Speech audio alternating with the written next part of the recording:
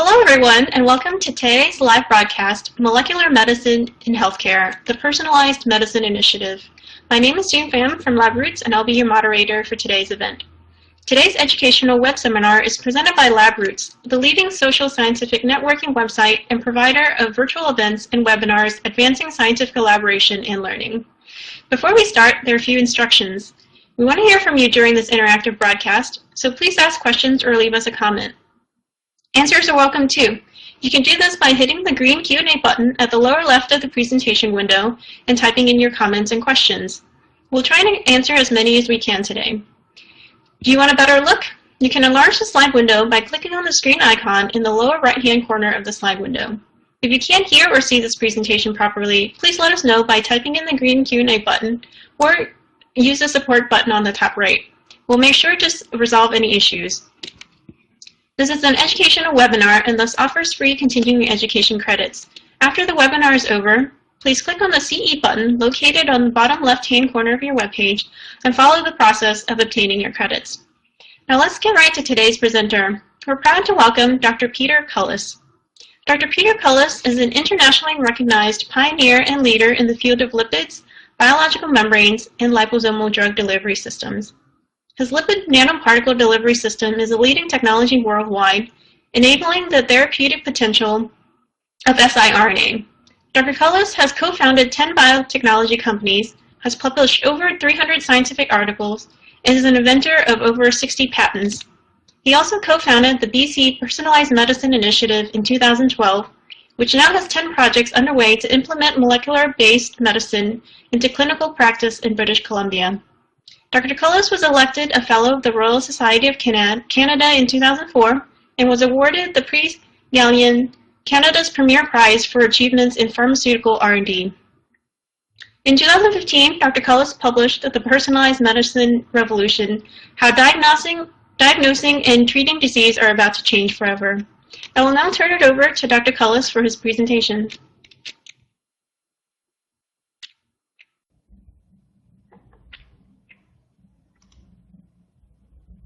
Okay, thanks, Sharon. I'm just bringing my first slide up here. And thanks to the organizers of this conference. It's an interesting way to reach a fairly broad audience in a relatively simple manner. So what I'm going to talk to you about today is molecular medicine in healthcare and the Personalized Medicine Initiative in particular. This is an initiative we've been working on here in British Columbia in Canada, Vancouver, for the last 5 years, and we've made some considerable progress, which I'll basically try to bring you up to date with.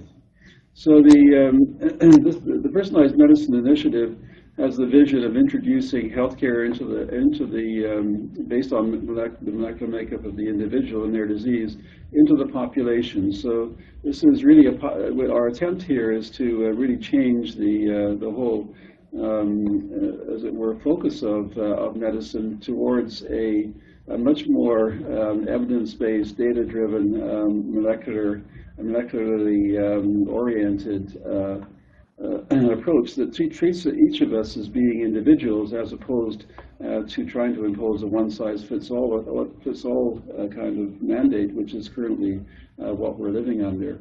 So the idea here is that you generate your own personal data cloud, which might consist of your phenotype, your proteome, your genome, your metabolome, your microbiome, and any other omics that there seems to be a new omics invented quite regularly.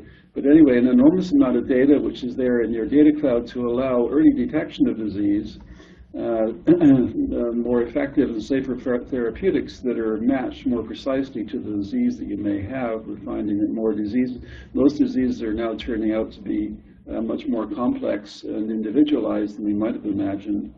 Early detection of disease, of course, will allow much more effective preventive medicine, and there'll be greater efficiency in healthcare as we get more precise diagnoses and we match therapy to disease. So there's enormous forces driving personalized medicine. These are forces that are irresistible. The medical system is about to go, as I put at the bottom here, a tsunami of change.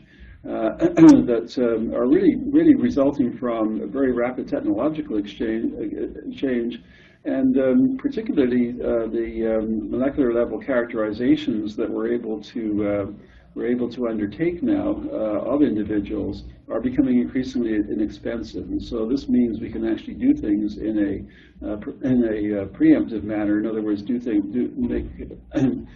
these analyses before you're ill to see whether or not you may be getting ill in at least a reasonably efficient and inexpensive way.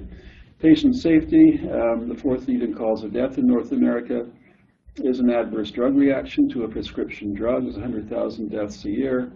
And this is very often due to genetic reactions to a particular drug an individual takes.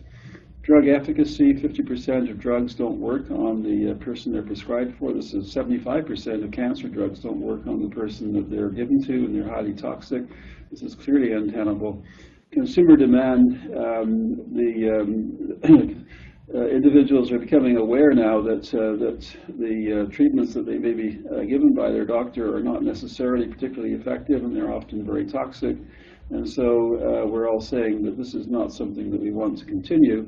And the medicine of the future is going to be preventive medicine, where instead of treating people after they get ill, we're much more focused on not letting them get ill in the first place. So these are enormous pressures on the medical system, and they're ones that they're coming out of the the molecular approach to medicine. We're using British Columbia, a province in Canada, as a test bed to implement personalized medicine in the population. There's 4.6 million people. British Columbia has a single payer system, which makes it inherently simpler. There's an inherent interest in disease prevention and improved efficiency in healthcare just to reduce costs, and so it does make it simpler in that regard. Quite extensive longitudinal population-wide e-health records with a very good clinical system already in place, in particular expertise in many areas, including cancer, as well as, of course, the omics and big data management.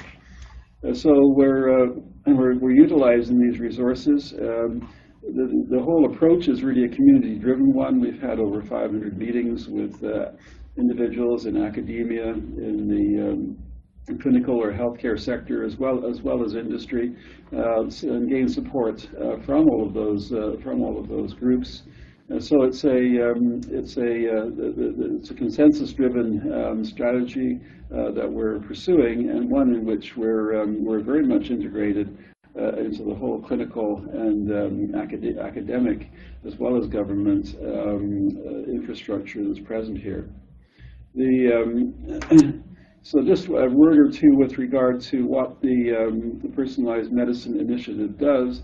We prioritize opportunities in the area of molecular medicine that are aimed at satisfying a particular unmet medical need. We do an economic analysis to prioritize these approaches, and then source funding for them in order to implement and potentially commercialize the opportunities. So we play a pretty hands-on role here in terms of getting identifying the opportunity and then pushing it forward.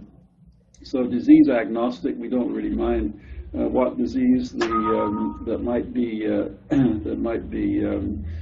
come to the top. So this has to satisfy those demands of satisfying a major unmet medical need and having the economic benefits or the considerable economic benefits that might result. We're also doing other outreach initiatives, particularly to inform the public, and this is in the form of public talks as well as conferences to bring to the attention of the medical system and also the patient population of the opportunities inherent in molecularly based care.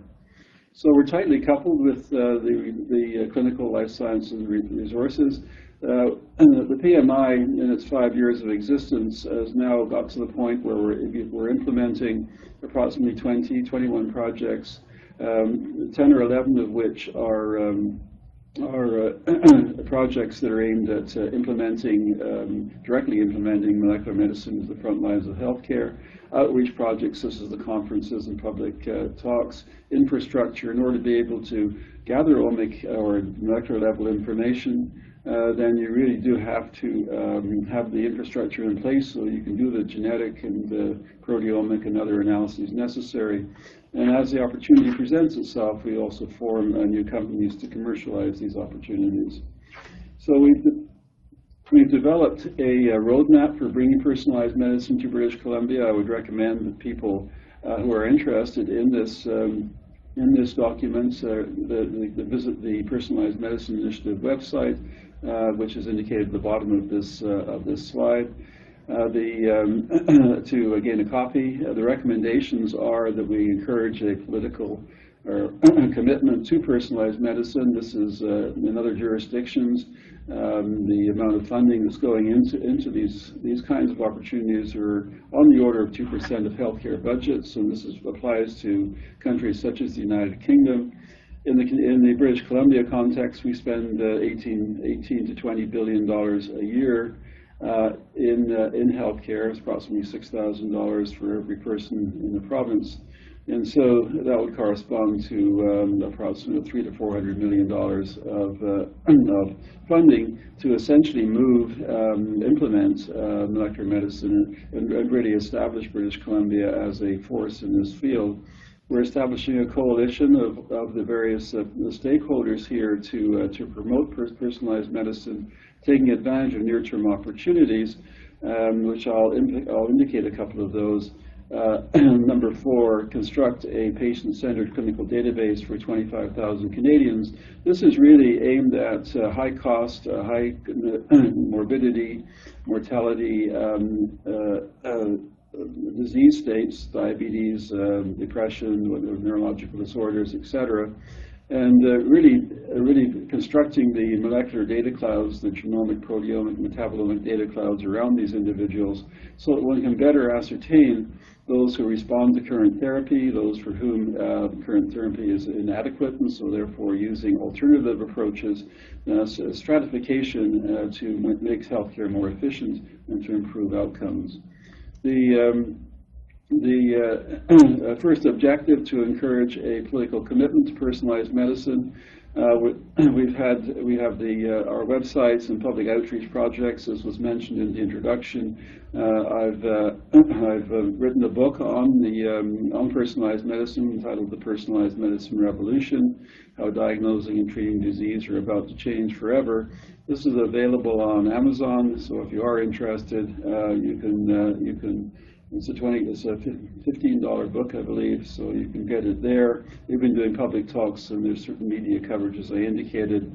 Last year, we held a major conference on personalized medicine, and for those that are interested in the conference we held last year, the program is indicated on the PMI website. It was a very effective vehicle for convincing key opinion leaders that the personalized medicine, precision medicine, the molecular-based medicine approach is something that we really have to move on quickly. And we're holding a follow-on conference to this next June. So the coalition of stakeholders, I'm not going to go through this in particular detail, but just to say we really are pulling together the industry, academia, clinical, and government forces to really push these initiatives through in some unified way, and both and really in an inclusive way, so that there's a kind of one voice speaking here to make things happen. Near-term opportunities, I'll talk about number 1 and number 6 here in some detail. So pharmacogenomics in primary care is a project we've been pushing now for the last couple of years. It's now the proof of concept studies have recently been completed, and similarly for our data number 6, which generates data clouds around individuals for disease identification and stratification. So the other approaches here, cancer genetic analysis for personalized chemotherapy, deals with the fact that As I mentioned, 3/4 of cancer drugs don't work on the individual, so you need a much more personalized approach. And then other projects concerning autism, diabetes, proteomic analyses, etc. The patient-centered clinical database, here we're in order of, more or less order of priority. We'll be gathering longitudinal databases in high-cost, high-prevalent disease cohorts. This includes particularly cardiovascular disorders, heart failure, atrial fibrillation, etc. Atrial fibrillation costs 3% of the healthcare budget, and currently is not treated well, as is heart failure in general. Depression, cancer are other cohorts that we're assembling to introduce into this larger database. So we've, in order to be able to do these studies, one has to have a database that is both secure and can handle data big data in a coherent manner. We're using a local big data company termed FEMI Health Systems, and we have that database installed, which is a security by design Hadoop structure that allows the interrogation of the data in really in a Google-type fashion that certainly facilitates the analytics that are required. We established the infrastructure, both microbiome, proteomic analyses, and the metabolomic analyses. Genomic analyses are increasingly a commodity, and so currently we're using some resources here in British Columbia, but there's other resources such as Illumina and many others. The informatics capabilities, again, are available here. We're focusing resources that are available through the university towards this endeavor, and as I mentioned, we now have some initial disease cohorts that are accruing patients. So we're establishing an ecosystem for personalized medicine in British Columbia. In this slide, I'm just indicating these service components so you can actually get the data. Whether it's proteome, microbiome, or metabolome, or epigenetics, or any other of the omic profiling, on the implementation side, you can get the samples that might be involved in a detailed molecular analysis, or in as Genexis is doing, pharmacogenomics, the data required to be able to ascertain what drugs an individual might take in a safe and effective manner, etc. This goes into the secure database that the Personalized Medicine Initiative holds. The Personalized Medicine Initiative is a not-for-profit and also is really aimed at enabling basic researchers, such as the University of British Columbia researchers, to be able to interrogate that data in a way that will lead to greater insights into the causes of disease and ways of treating it. So I'm going to just go through two examples of the projects that the implementation projects that we're pursuing.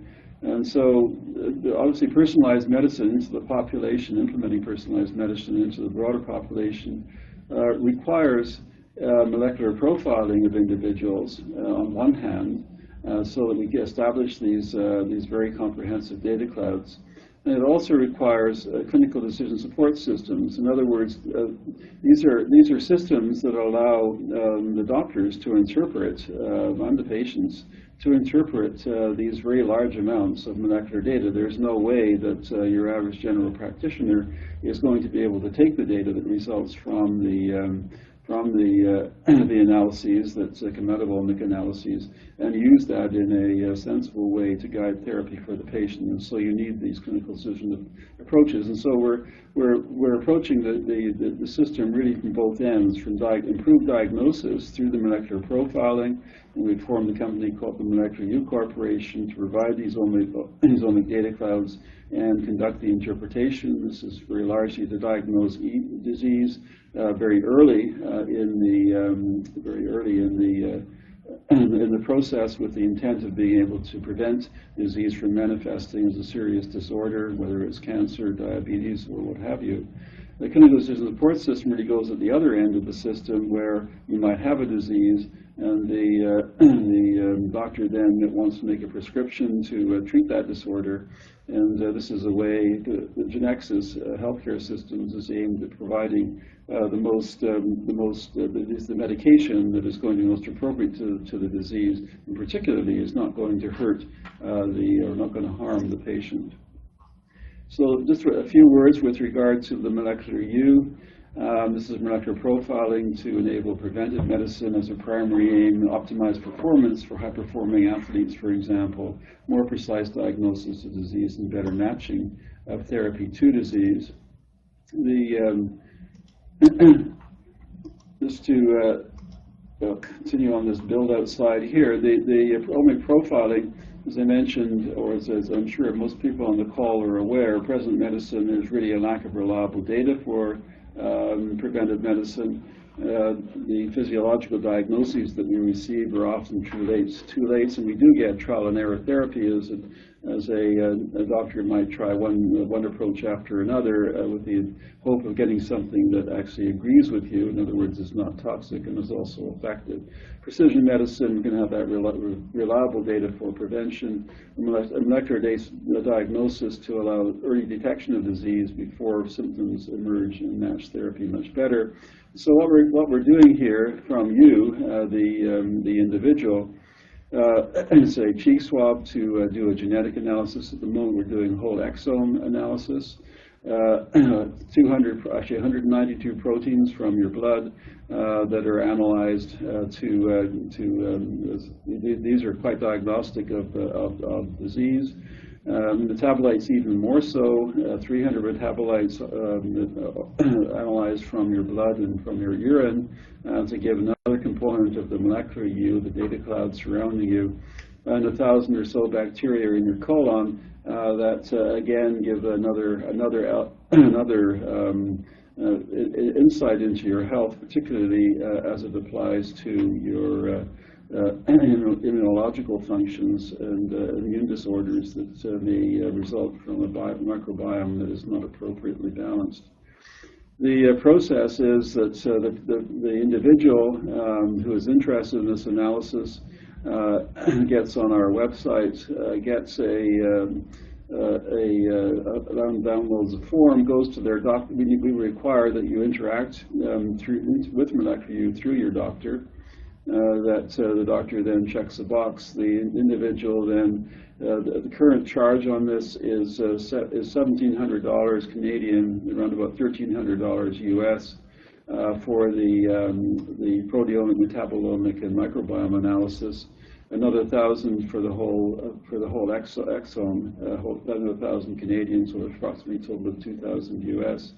And if you want the genomic analysis done, of course, that only has to be done once. Any follow-on analyses will then be just at the $1,700 Canadian, $1,300 US range.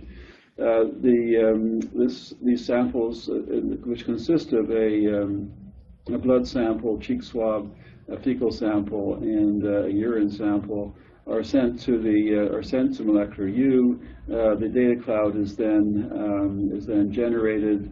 An integrated analysis is performed, and the report then comes back that the doctor discusses with the individuals. Have this very detailed analysis done. This provides a diagnostic and risk of disorders, diagnostics for disease and risk of disease for more than 55 diseases at the moment, and they're growing substantially. So we can have profiling done every 3 to 6 months, depending upon the individual. High-performance athletes might want to have this done more frequently to see whether their particular training schedule is working. Most people probably once a year. These are the disorders indicated here, everything from heart disease, diabetes, arthritis, prostate cancer, etc., can be diagnosed in a pretty precise fashion, and also with the potential for detecting disease well before it becomes a real problem. This is one example. The PSA, prostate-specific antigen test, which is used to guide the need for a biopsy to see whether or not one might have prostate cancer. As you can see here, this is not a particularly robust test. It's really only reliable, 65% or so reliable. And these receiver operator curves is indicated here. The MYCO panel, which consists of a few metabolites, gives you a much more precise indication of the of whether or not you might have this particular disorder. So these are the kinds of analyses that we're relying on. Effectively, what we're doing is obtaining a version of an audited version of the world scientific literature. With regard to particular disorders, and reflecting that back on your particular data cloud to see whether you have particular indications of whatever disorder it may be. So you're really relying on the most advanced diagnostics currently available worldwide. The MYCO report comes back with 3 levels of dashboards. We have our initial dashboard constructed, and I'll just indicate what that is. But these 3 levels will be indicated, first of all, the patient and the customer, then the clinician, and then the researchers. So and can be accessed by the MolecularU website. Health status is quantified, and there's actionable recommendations resulting from that. The present status of the MolecularU Corporation is that we have the infrastructure established. The multi-omic analytical tests are in place. In-house bioinformatic capabilities, the assays for more than 55 diseases, as I mentioned, and a prototype dashboard. We've run 11 people through this process. We are developing a low-cost home collection kit, and we do have really some of the leaders in actually the leaders in the Canadian context who are associated with this organization. And so the Pathfinder study consists of 11 healthy volunteers. One has to go through all the appropriate ethics approvals for these studies. We've gathered the data. And as indicated on this slide, all participants had outliers in at least one measure that had some measure of clinical import.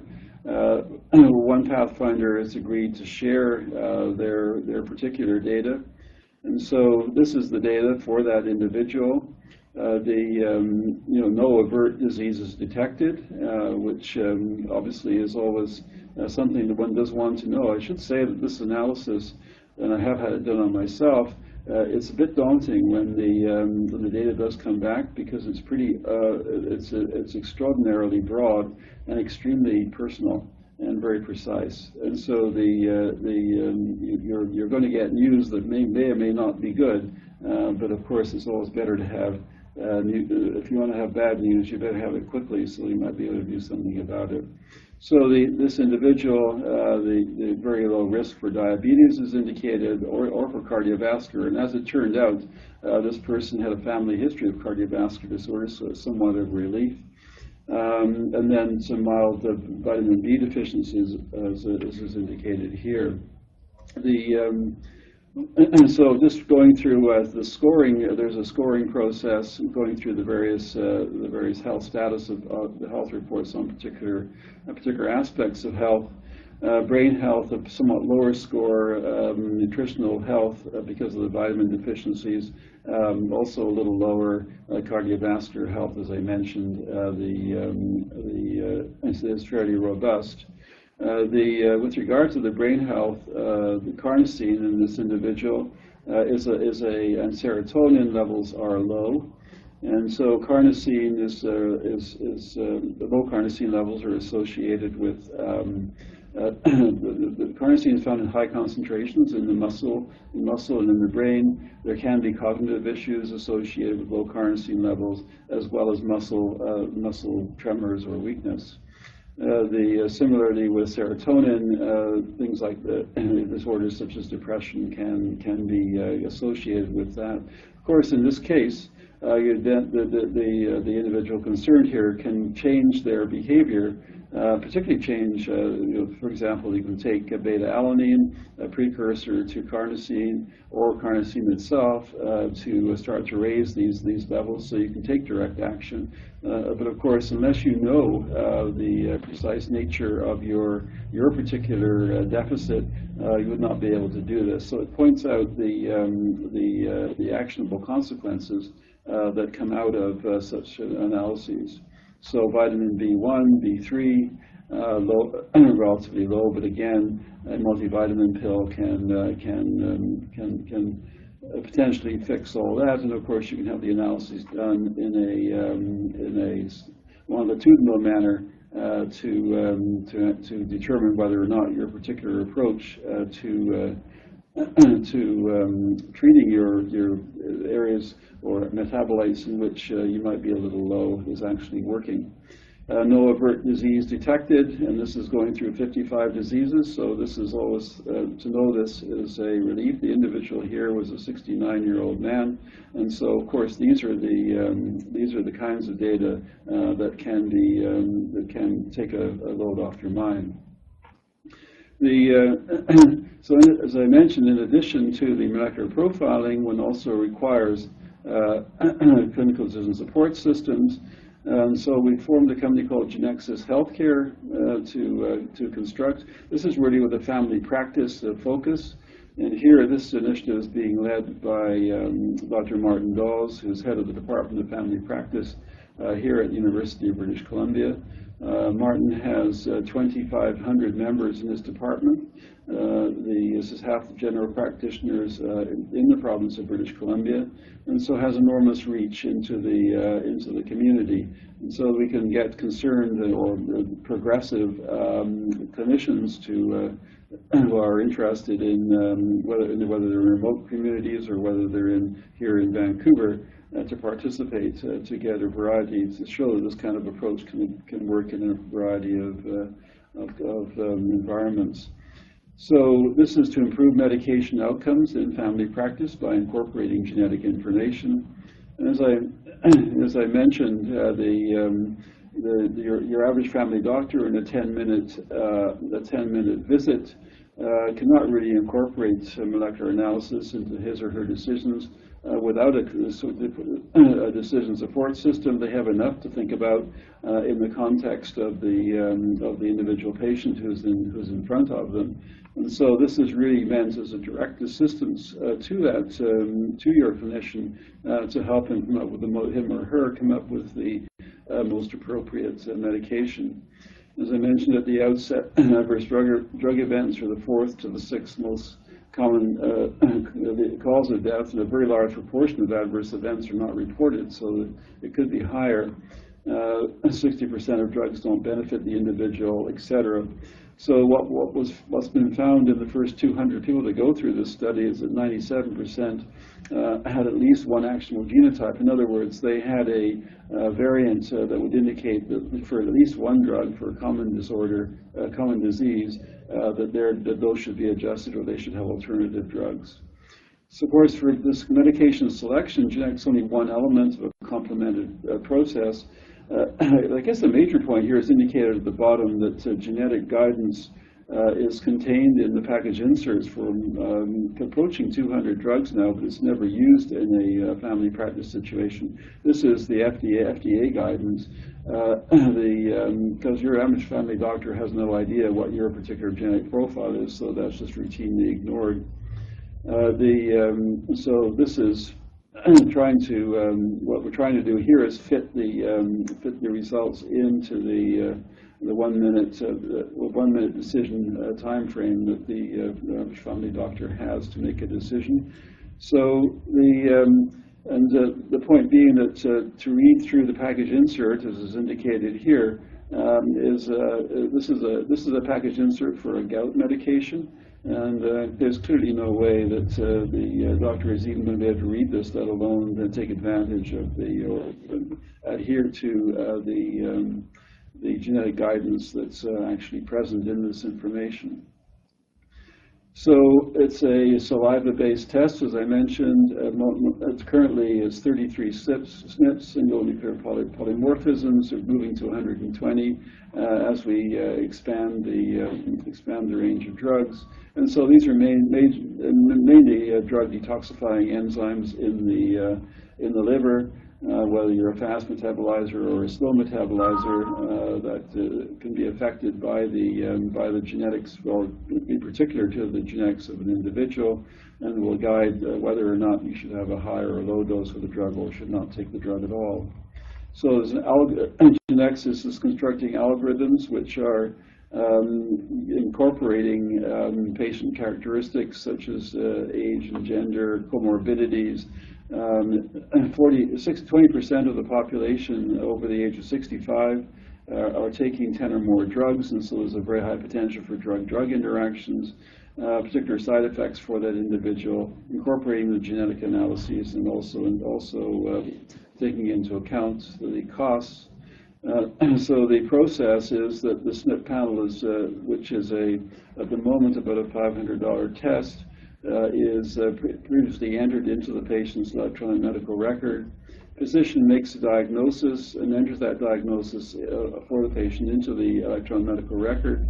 An algorithm then comes up with a list of drugs that are safe for that individual to take, and the physician can go back if they find that their favorite drug isn't there. They can go and find out why that might be the case by backing up the decision tree. So the support system, this is an individual with depression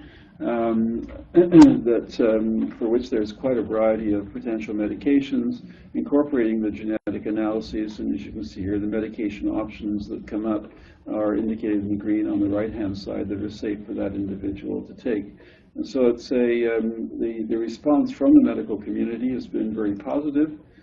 With regard to this approach, and there's been a variety of economic analyses. So, in addition to improving the outcomes, there's considerable opportunity for saving healthcare costs. This is with regard a large percentage of I don't have that number to hand actually of hospital visits in Canada and in the United States are due to an adverse reaction to a prescription drug, and it's been estimated in analyses that we've done here. That's a Dion and Mitten study. That more than $1 billion a year could be saved due to reduced hospitalization and emergency room visits. There is a U.S. publication based on U.S. data that's indicated at the lower part here that the emergency room visits could decline by almost 71%. That seems a little high, but it just does point out that there's enormous potential here for treating people more appropriately with drugs that really are much more attuned to their molecular makeup. So just to summarize, the Personalized Medicine Initiative is really attempting to provide end-to-end solutions for introducing personalized medicine into the population, and the reach obviously is not confined just to British Columbia or Canada, but we have more global aspirations. The preventive medicine is profiling over time to see whether or not you're trending towards a particular disorder, and then to see whether or not your particular change in diet or exercise routine or therapy or a particular drug you're taking is actually working. The accurate diagnostics increasingly will allow very early detection of disease, and then Genexis with the clinical decision support system for pharmacogenomics is really the thin end of the wedge in terms of enabling physicians to incorporate molecular level data to really guide the treatment processes or the treatment options that might be most appropriate to a particular individual. So our intent is to establish a well-oiled machine for conducting these omics analyses and interpretations, and driving the price down to less than $1,000 within the next year or two. So we're using, once we have this well-oiled machine, we'll be using this to drive the accrual of the 25,000 British Columbians that I mentioned at the beginning, to better stratify diseases in high-cost cohorts that are indicated here, to better match treatment to disease, identify new biomarkers associated with disease. The data here is obviously of has enormous potential in terms of discovery of new targets for potential new drugs, for repurposing drugs, as well as for picking up signs of disease in nominally well individuals, so that we can treat them much more appropriately and keeping them well, as opposed to letting them get ill. So I just want to close with a couple of acknowledgments here. Martin Dawes, who is pushing forward the Genexis pharmacogenomics approach. David Wishart, who is director of the Metabolomic Center at the University of Alberta and is associated with the Molecular U Corporation. Rob Fraser, who is the CEO of the Molecular U Corporation. And then Bruce McManus, David Huntsman, and James Russell, who are on the board of the PMI and who have helped us become pretty well integrated into the medical system here in British Columbia. So with that, I'll take any questions that may come up. Thank you very much.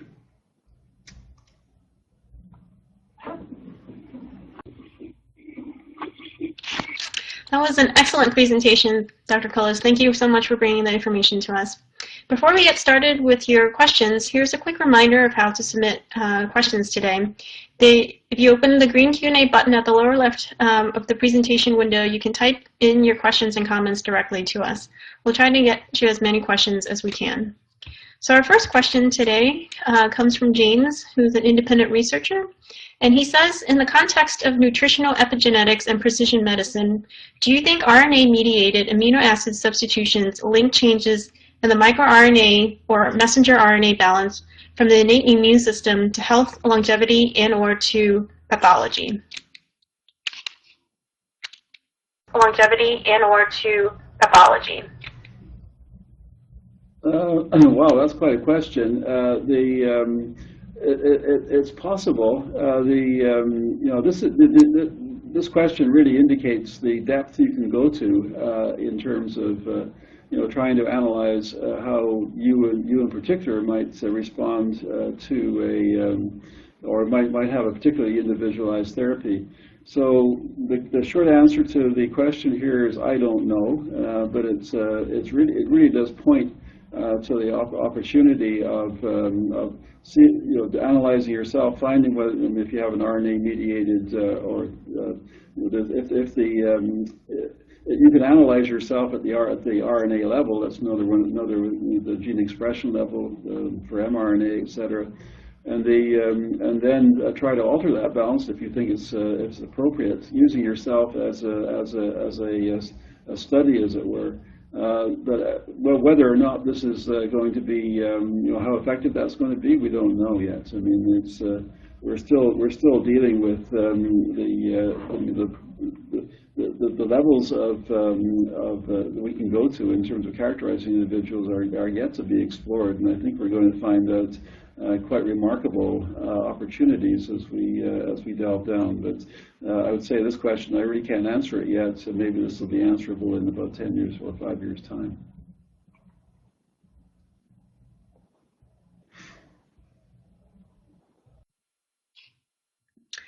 Wonderful.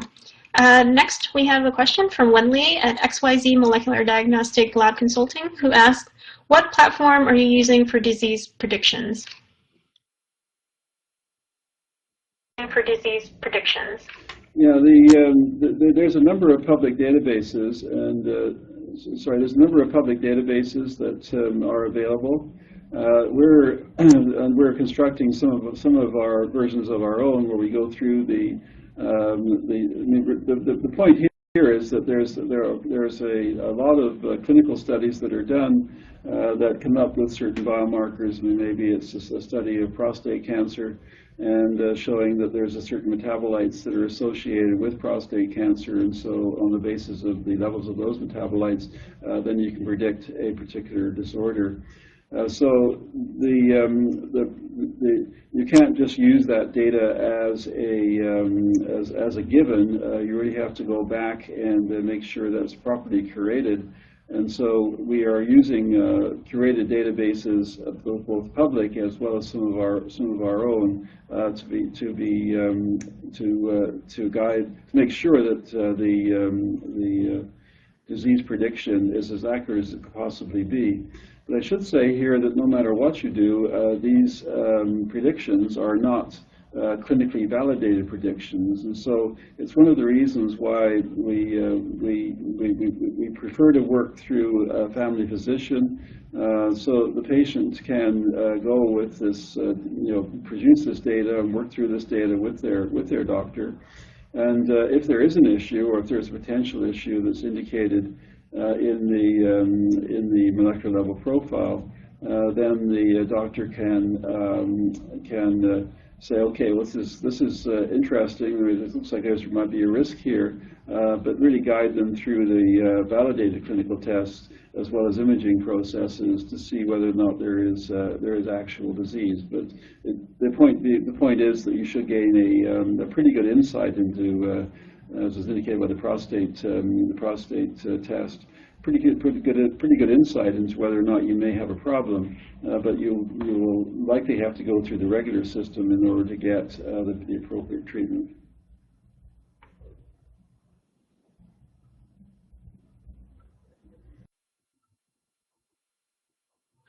Okay, wonderful. Next, we have a question from Caitlin, who is at Children's Hospital of Eastern Ontario, who asks, your Molecular U report includes a recommendation to discuss results with your doctor. Do you think that the average primary care provider is equipped to review and discuss this type of results with patients? And discuss this type of results with patients.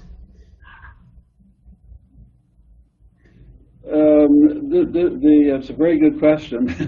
There are certain subsets of doctors who are we'll say progressive, and in a number of cases are actually doing these kinds of studies, maybe in a more limited arena. But such as functional doctors, etc. Your average family doctor, I don't think, is equipped yet, and that's one of the education pieces that we're working on here. There's going to be early adopters. The majority of doctors, I would say, really have the interest of their patients at heart, and are certainly motivated to try and get both the best diagnostics and the most appropriate therapies to their patients. The real problem here is more one of fitting things in with the time frame that the average doctor has to see a patient. And so that is an issue. Obviously, on the clinical support system, we're working hard to come up with something that actually does fit with the perhaps 10 minutes that an average doctor might see a patient. With regard to the molecular U analysis, this is going to require a more detailed sit down, and certainly a real education with the education process with the doctor. And so we're working on that, working on those sorts of programs or on those sorts of training programs. And this is primarily through Martin Dawes and his cohort of family doctors, as well as some of the hospital-based clinicians here in British Columbia. But it's a great question, and I think it really points out how we need to be training doctors towards the medicine of the future, which is really is going to involve molecular characterizations of the patients who are sitting in front of the doctor that are going to be very precise and are going to going to guide a lot of the diagnostics and a lot of the treatment protocols that may result. So it's an important, very important educational initiative that's required here.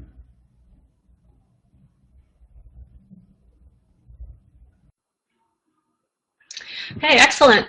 Next, we have a question from Karim, who asks if you can comment on the difficulty of this process and how you can integrate all this mega data omics emerging from molecular analysis into one patient, and whether you think we need an artificial intelligence system to overcome this problem.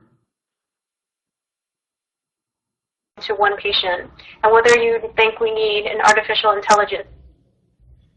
Yes, this is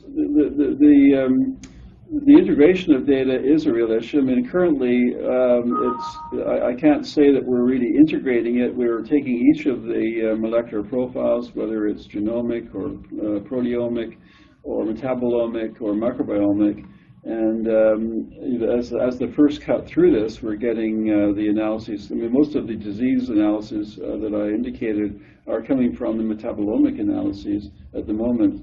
And so the relation between the various, we haven't yet really got to the analytics required to obviously the metabolomics and proteomics reflect genomics in the end, and but to integrate all of that together in a coherent way is quite a task. Artificial intelligence, machine learning is definitely going to come into play here. It's certainly going to come into play as you get say you get a large number of patients, thousands, all with their molecular level data clouds, and then start to feed in phenotypes, treatments, and start to pick out patterns that may not be totally evident from from a hypothesis-driven approach. So yeah, the way this is going to play out is going to be fascinating, but it is going to require some more advanced computing techniques.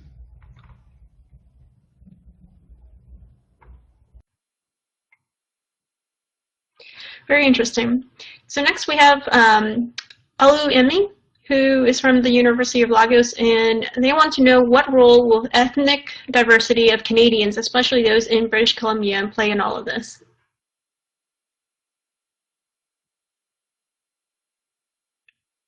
Play in all of this.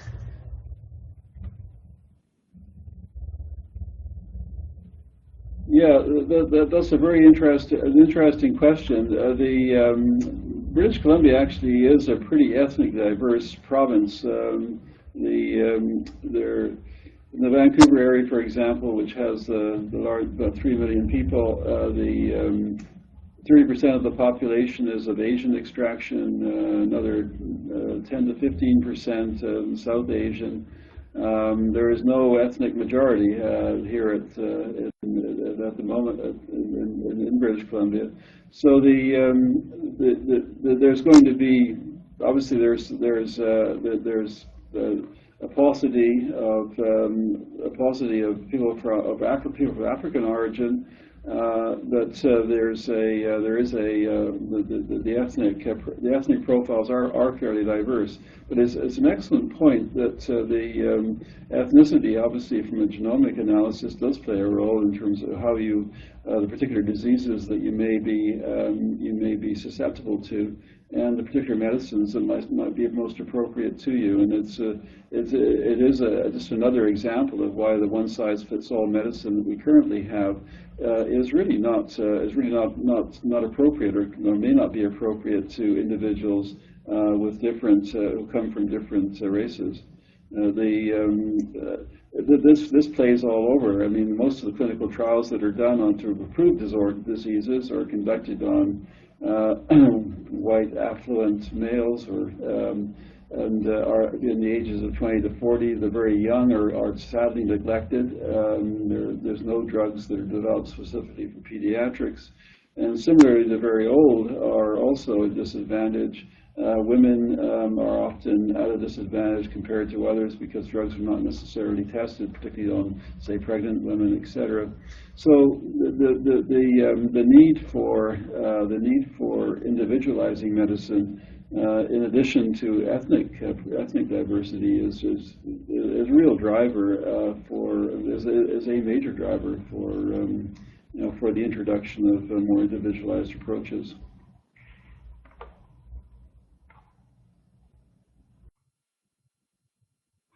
Excellent question and very interesting answer.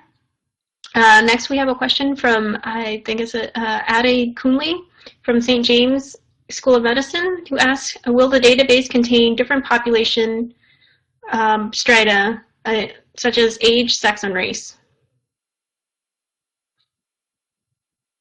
Contain different population strata, such as age. Absolutely. So this is it kind of pertains to the previous question, actually. But yes, there will be that diversity is going to be fully reflected. The initial cohort of 10 or 11 people was actually skewed towards older people. But if we had a balance of sex, the race was mainly Caucasian. But as we move forward, it's going to have a pretty broad representation.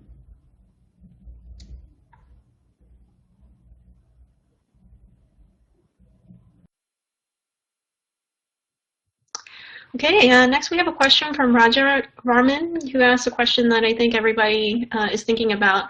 And he wants to know if you can explain where the PMI is heading in 5 years down the line and what you're hoping to see in real-time medical practice. In real-time medical practice. Yeah, it's a good question. I think what we're going to see. It's an excellent question. I think what we're going to see, if one wants to get into the predictive side of things, is that we're going to be moving to preventive medicine in a massive way. Because of the increasingly inexpensive technologies which allow us to analyze ourselves and determine whether or not we're trending in a way that might indicate we're going to get a disease a couple of years down the road, or maybe we have a cancer that's forming at some part in our bodies that perhaps we want to get rid of before there's any metastatic potential. Or that there's some brain function that may be going in the wrong direction, and that by modulating perhaps your metabolite level in one way or another, you can start to treat it. But that's where we want to be. We want to be in a position where we're preventing people from getting ill, as opposed to treating them after they get ill. In many cases, obviously, in many cases, that's too late. The other part, of course, is we do want to be much more. Diabetes, for example, is now being acknowledged as it's not just type 2 diabetes. It's not just one disease. It's as many as 5 diseases, and it's probably a lot more than that. Each individual is probably going to have an individual variant. We just want to, the main thing here is to identify that and then have treatments that really are much more focused on you as an individual. The third thing is most of us, when we receive a medication or a treatment for whatever ailment we have after going to see the doctor, are never quite sure if that is really working for us. And so direct molecular level data evidence that things are working for you, I think that's going to be something we're going to be demanding. And so that if we're taking a drug, we're not going to sit there and wait around to see whether or not, after a couple of months we feel better. We're going to be saying, okay, I want some definite data tomorrow or the next day that is, by taking this pill, it's going to be a benefit to me. Anyway, so those 3 or 4 things are in the cards. Medicine is going. I mean, this personalized, individualized medicine is going to be is going to have a huge impact on us, very obviously, simply because it's. I think it's going to be the major industry the world has ever seen, as we start to really get down to the individual level and try and treat them more appropriately, treat them appropriately, and really improve life for potentially an enormous number of people.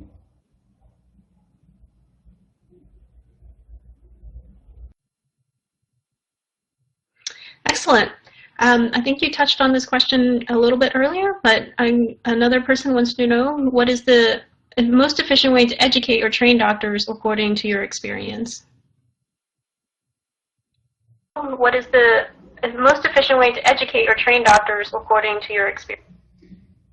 I think the most efficient way is in the end, is going to be by patients demanding it. And you know, doctors are already experiencing this. I mean, they have patients coming in with their 23andMe genetic profiles saying, well, I don't know if I should take this drug because it says here that you know, might not be able to metabolize that appropriately.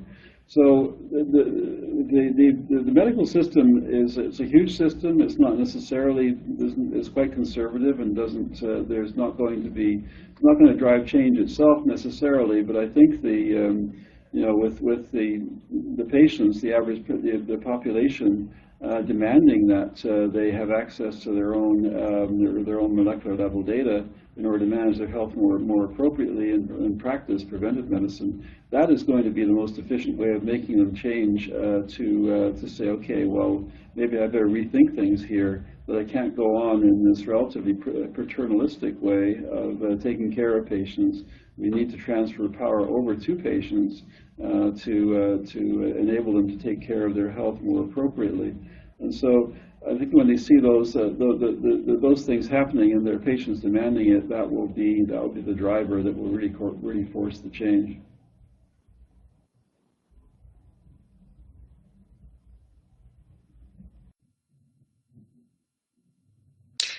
Great.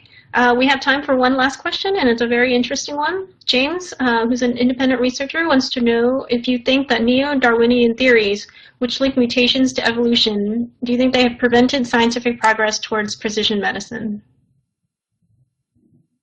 Theories, which link mutations to evolution, do you think they have prevented scientific progress towards? I think the major thing that's prevented scientific progress towards precision medicine has really been the lack of relatively inexpensive ways to characterize ourselves at the molecular level, and that's the big revolution. I mean, as we're all aware, up until year 2000, or at least the first genome was sequenced, cost $3 billion and took 12 years.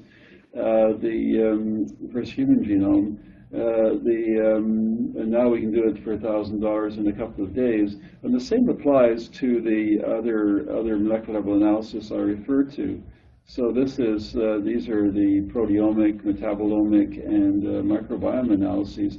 So these can be done, you know, for we're talking a few $100s. To get these the massive amounts of data about you as an individual. And so that's, before 5 years ago, we just couldn't do it. We couldn't afford it. The technology wasn't there. But now it's not just the ability to measure ourselves more precisely. It's also the computing power that we can now bring to bear on all that data. To find out, particularly the bioinformatics to correlate your phenotype, in other words, the disease you may have or be trending towards with your molecular profile.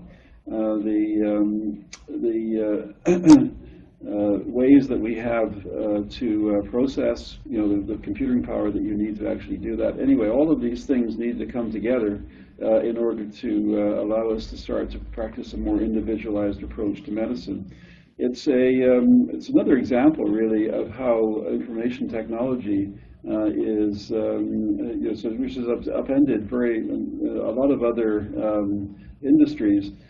Is now ready to really tackle living systems such as ourselves, and so it's really going to be an enormous disruption that we're going to see happening in the medical system as information technology essentially starts to drive modern medicine.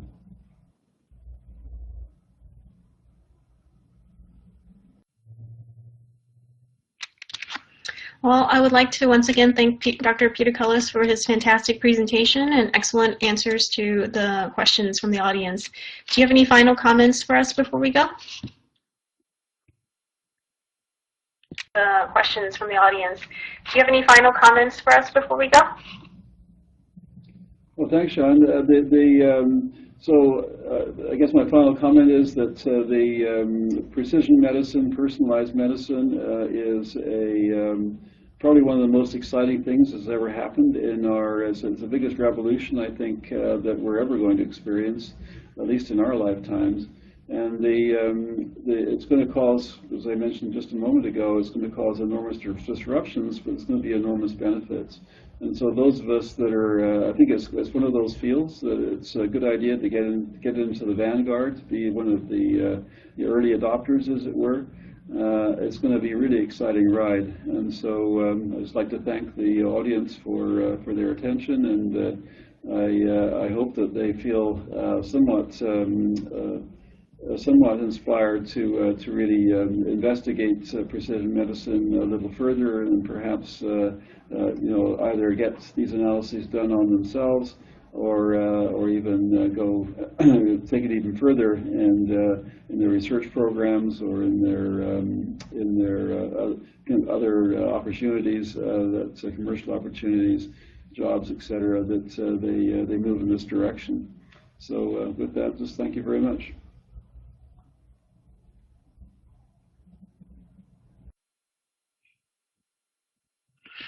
Okay, that was terrific.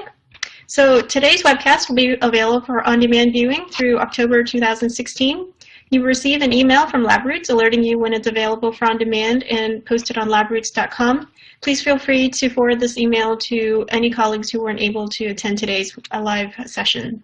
Thanks for logging in and participating in today's broadcast. We'll hope to see you again next time. Bye-bye.